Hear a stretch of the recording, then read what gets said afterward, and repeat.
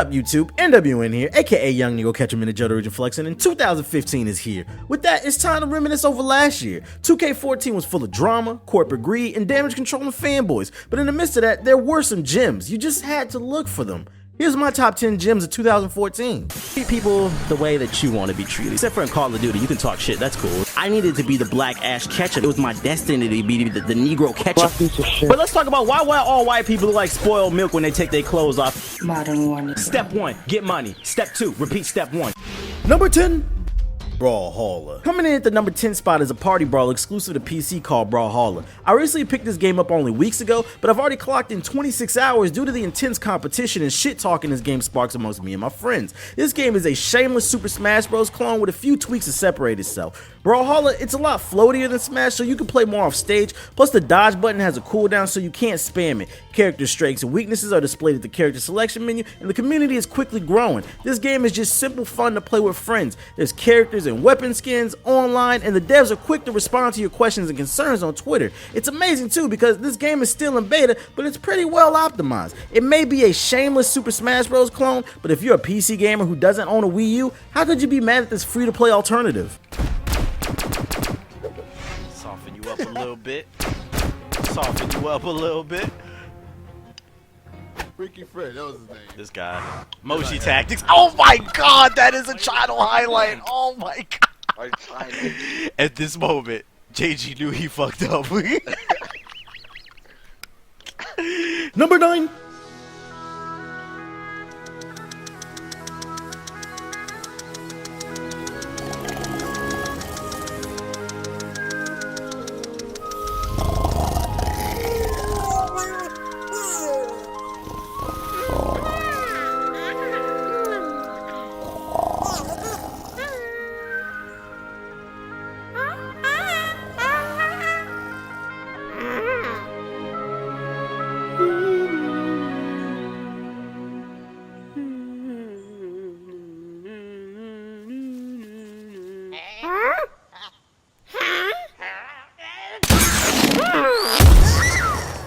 Plants vs. Zombies Garden Warfare. Now I'm not gonna lie, when I first saw this game during its release, I dismissed it because I thought it looked stupid. Halfway into 2014, I caught this game on sale for 20 bucks and I decided to take the plunge, and boy am I happy that I did.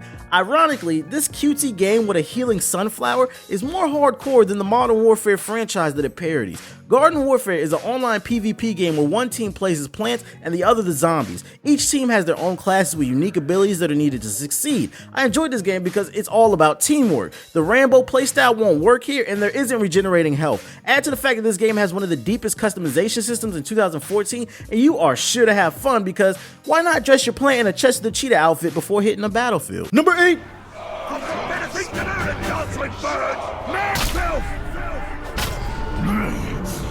You think you're tough?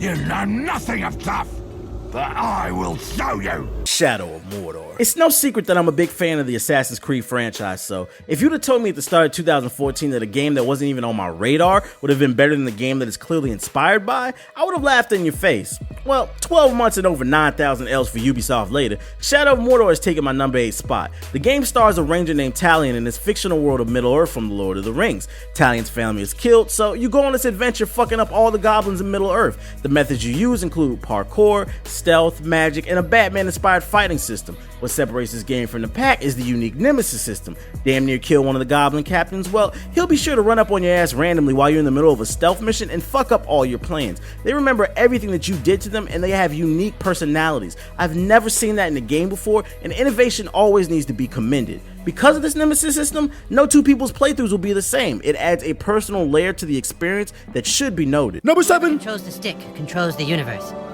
Don't gaze at it too long, for its power is too much for mere mortals to look at. South Park Stick of Truth. This is another one of those games that I went into with low expectations. I mean, South Park is a great show, but if you're a real gamer, then you know not to get your hopes up when it comes to these licensed movie and TV show video games. Well, I'm willing to admit that I was wrong. South Park Stick of Truth is a solid turn-based RPG that keeps things interactive by using a counter system similar to one from The Legend of Dragoon. The game has all your favorite characters from the show and so much charm because of it. This is easily the funniest game of the year. I mean, legit laugh out loud funny, which is rare in video games. Summoning Jesus as an ultimate move is still one of my favorite gaming moments from 2014. Lock and load.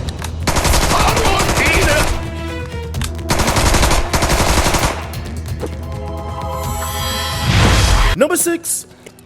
What? What do you think? I mean, there's a little bit of pain putting on, especially in there. It's like somebody had some Thai food. But what do you think? Chase me. You want me to chase you? Yeah. Chase me, shoot near me,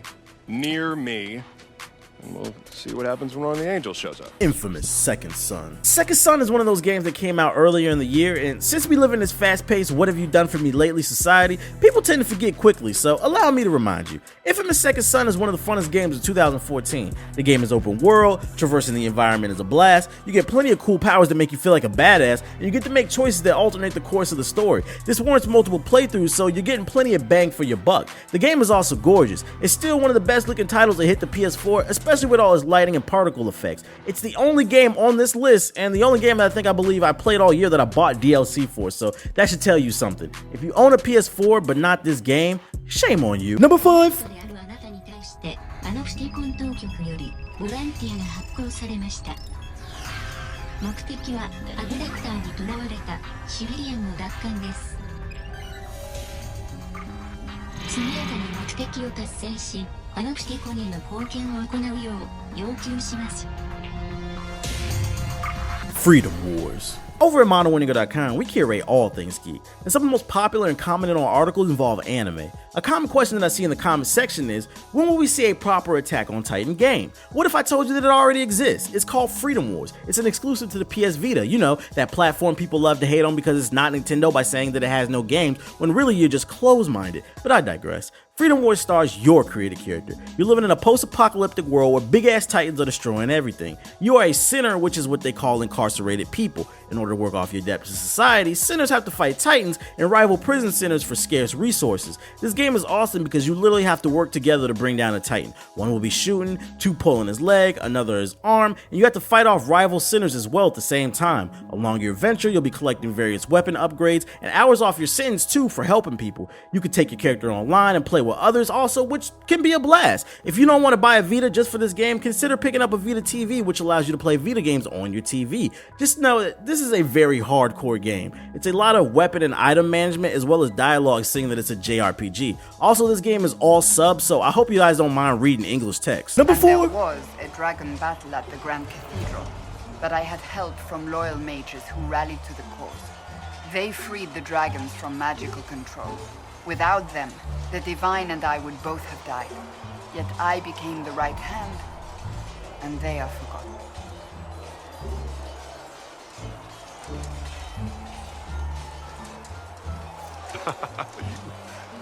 You're delightful. You know that? No, I do not know that. Dragon Age Inquisition. Rarely does a game come along and I think to myself, Lord, this is just too much. And I mean that in a good way. A lot of people complain that single player games these days are too short, so Dragon Age Inquisition would definitely be the remedy for that. Not only is Dragon Age the most vast game on this list, but it's also the most personal. Your created character, he actually becomes the chosen one who has the ability to close these rifts. These rifts have been letting monsters through that have been destroying the world, and you know, the world is in darkness and they need help, so you out there to save the motherfucking day like Neo. Now on your adventures, you'll run into plenty of interesting characters where you explore the themes of love, faith, and religion. The gameplay consists of you and your team traveling the world, completing various quests from stopping magic cults to destroying bandits to fighting big ass dragons that will fuck your shit up in one hit. Not to mention there's also online co-op play for you and your friends. It's very challenging and satisfying. Matter of fact, this entire game is just challenging. It's the definition of a hardcore game that doesn't hold your hand. It literally just lets you loose in a vast open world and it leaves it up to you to what you want to do first. And this game has some of the best sound design of 2014.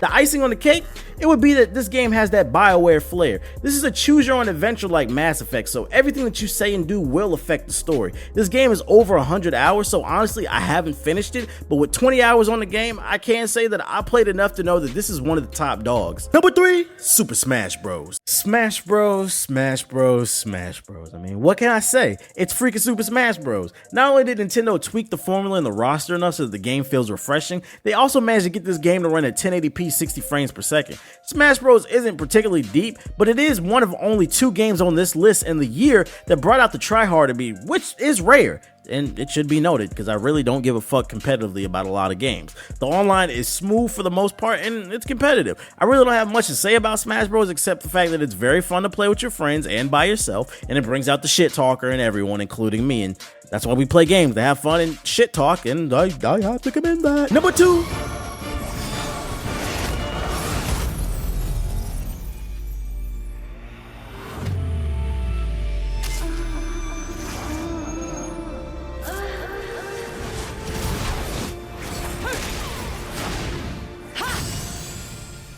Bayonetta 2. Bayonetta 2 is the only game on this list that had me grinning ear to ear throughout the entire adventure. I still don't know what the hell the story is about, but the cutscenes and gameplay was just so over the top that I didn't care. I still gotta laugh. It's just something about Bayonetta 2's combat system and the bigger than life enemies that gives you a sense that this game was a labor of love for the developers. Maybe it was them struggling before being picked up by Nintendo that humbled their team and it pushed them to create this masterpiece. Just the frantic pace and large scale of the game is amazing. There wasn't ever a dull moment in Bayonetta 2. Throw in the fact that you have to actually learn the game's combat system if you want to succeed in the second half of the game, and there you have a game that appeals to the hardcore. No game was more flashier than Bayonetta 2 this year, and that's why I gave it my number 2 spot, and in my opinion, it's the best console game of 2014. Whoa, pump your brakes. Before we get into that number 1 spot, here's a montage of some other games that I enjoyed in 2014. Here's my honorable mentions.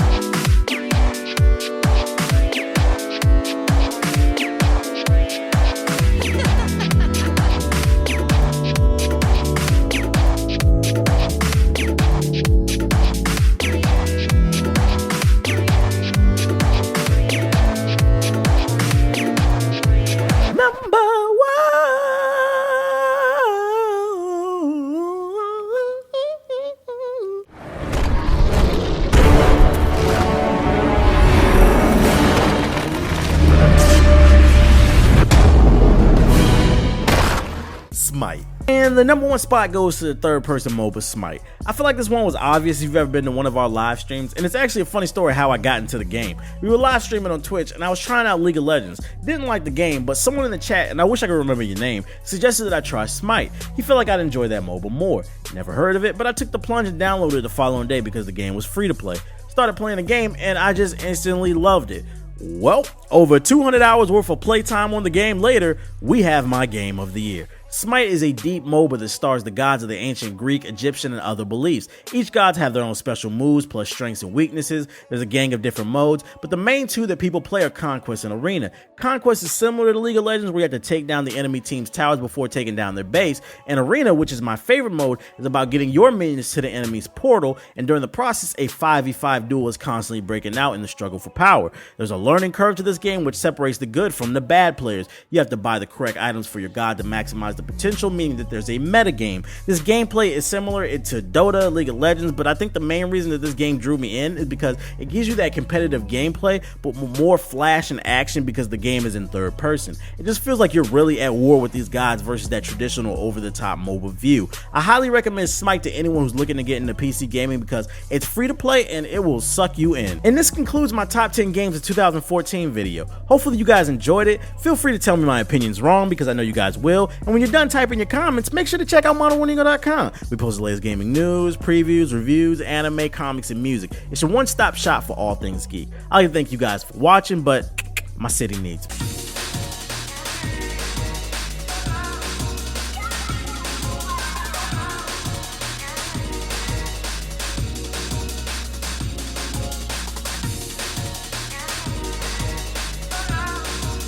I know 2015 better be a better year for gaming. I'm gonna bust some heads up in this motherfucker.